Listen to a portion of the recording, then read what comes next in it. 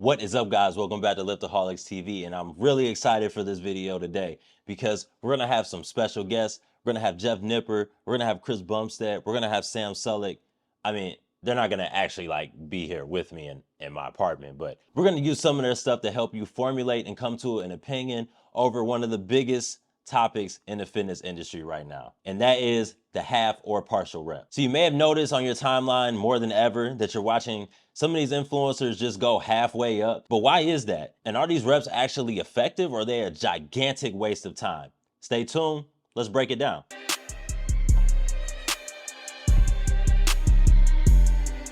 Now, I'm sure you've probably seen Sam Sulek on your timeline. He's probably one of the top 5 most popular fitness influencers right now.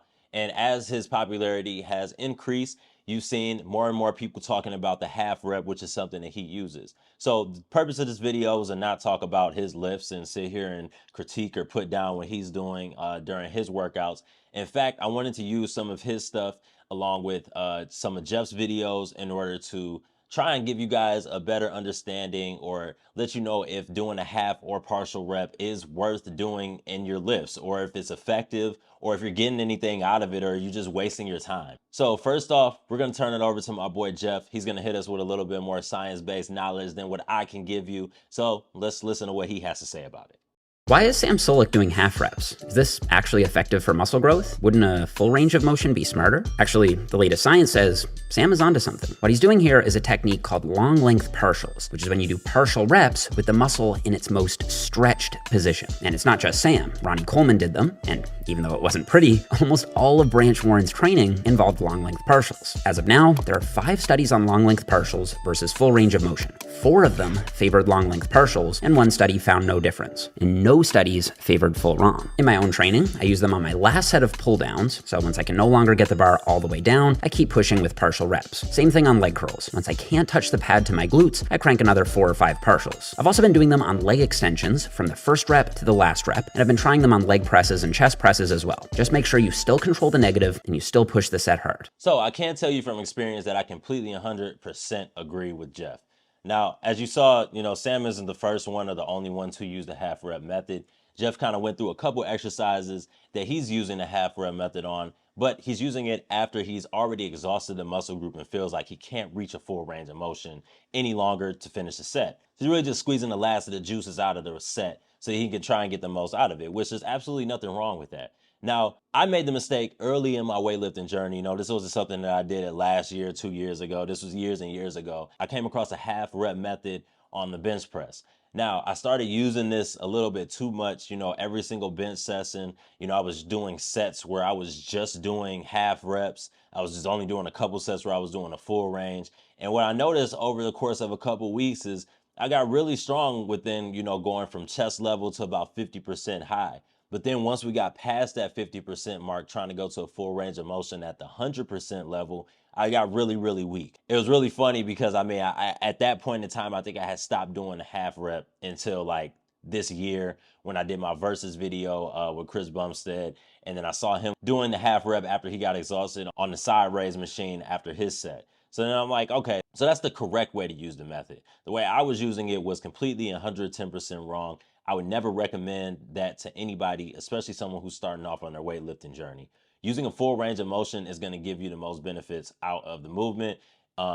Because if you think about it, you're only working that partial part of the rep. If I'm never fully extending all the way up to the top, how is that part of the muscle group or that part of my strength going to ever increase if I'm never feeling it, I'm never touching it, and I'm never fully extending to that part of the movement? Now, if you want to use the half rep method, I have a couple different ways that I feel like are the most effective way, and it's not just throwing the weight around once you get exhausted and you feel like you can't go to the full range of motion. So to show you guys this and to break it down better, let's head to the gym. All right, so we're gonna keep this pretty plain. We're gonna keep it pretty simple.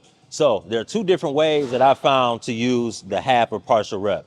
So obviously the one that we've already went over, the one that we've seen Sam use, we've seen Ronnie Coleman use, we've seen Jeff use. That is the half rep after you've already exhausted the muscle group during the exercise. So whether you're going 10, 12, 15, 20 reps, whatever you're doing, once you get done with that, you're trying to crank out as many half reps as you can so you can fully exhaust the muscle group and end the set in complete failure. That's what they did with theirs. Now, it's also another way that I found using the half or partial rep, which is doing a half rep, then a full rep. So we're gonna test the effectiveness of both here.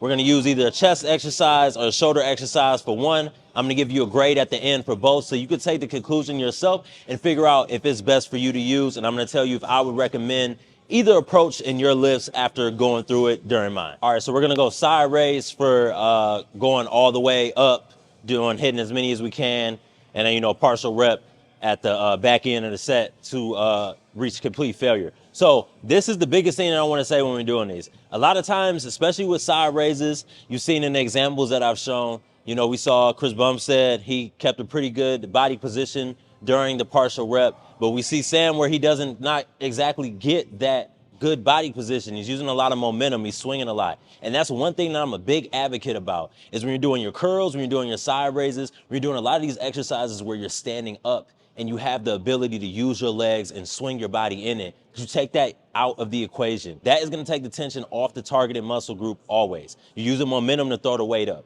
So what we're going to try and do here, we're going to try, once we get done with the regular set, our full range of motion reps, we're going to try and go to the partial. But what we're going to do is we're going to hold it just like we would a normal rep at the top. We're going to get that squeeze. We're just going to get that squeeze in the middle. And then we're going to fight gravity going down. We're not just going to let the weight slam, and we're not going to swing and use momentum to get the weight up. So let's test it out. Let's run through it and see how we feel afterward.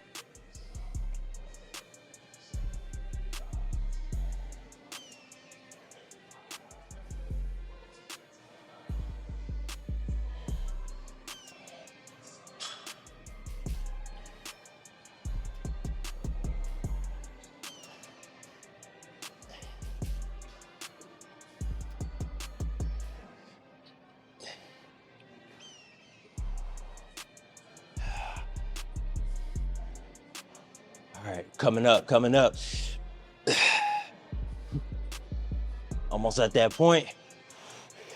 Ah. Ah. Ah. Ah. All right, here we go. Ah. Ah. Ah.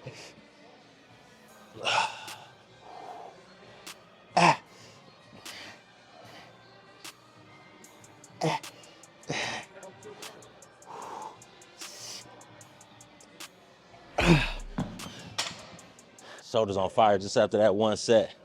That was solid. Those are some pretty solid reps. Those are some pretty good reps.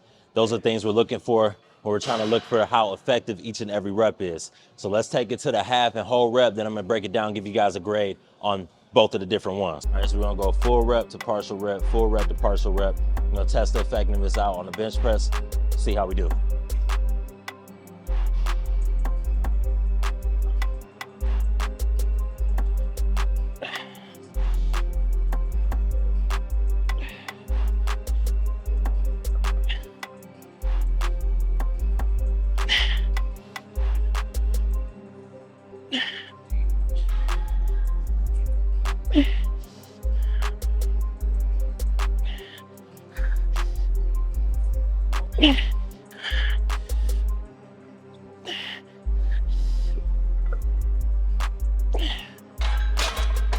All right, so we got the two different ways to do the partial rep.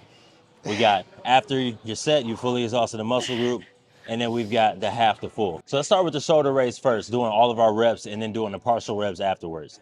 So as long as you are getting a full range of motion, you're getting a slight squeeze at the top or the bottom of the movement in the shoulder raise case at the top, and then you're also fighting gravity towards the bottom and you're getting some good reps in, I feel like there's nothing wrong with tacking in a couple of half reps at the bottom. Now, I'm a really big advocate of using a full range of motion. Like I said in the beginning, I feel like if you're not stretching out and using that full range of motion, you're not getting the most out of the movement because you're not fully lengthening or fully extending, fully reaching, fully pulling, pushing, whatever the exercise is to its full capacity. So how are you ever gonna get that part of the movement strong if you're not using it? So I feel like if you're using the partial rep at the end of all of your good reps and you're still using those same principles, like, I made sure that I got a slight pause at the top and I wasn't just swinging the weight down. I wasn't swinging my body to use the weight.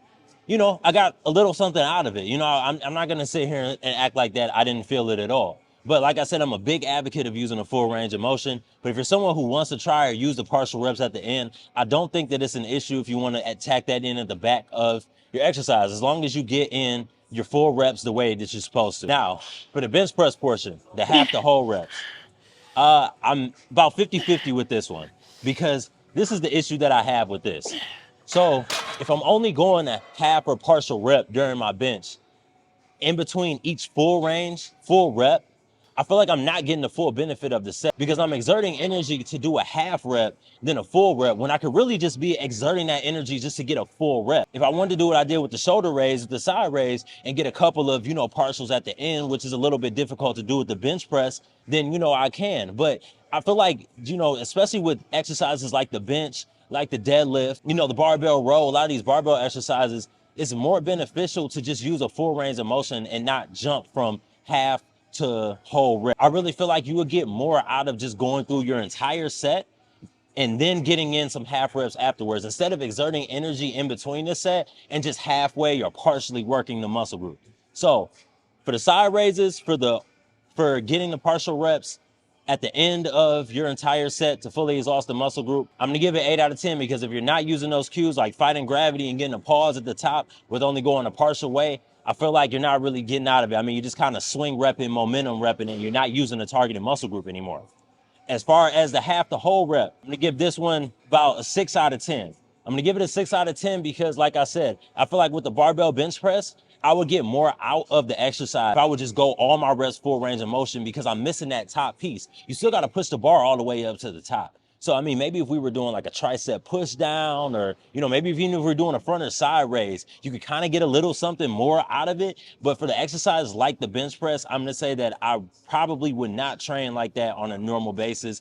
Maybe a set or so, but I really feel like just using that full range of motion. And then if you want to make the set a little bit harder, you can just fight gravity slower to the bottom. You can do a set where you rest the bar on your chest for a second and then push up, bringing the bar to a dead stop position and then pushing up. I feel like there's other ways to make the set a little bit more challenging other than the half to whole rep.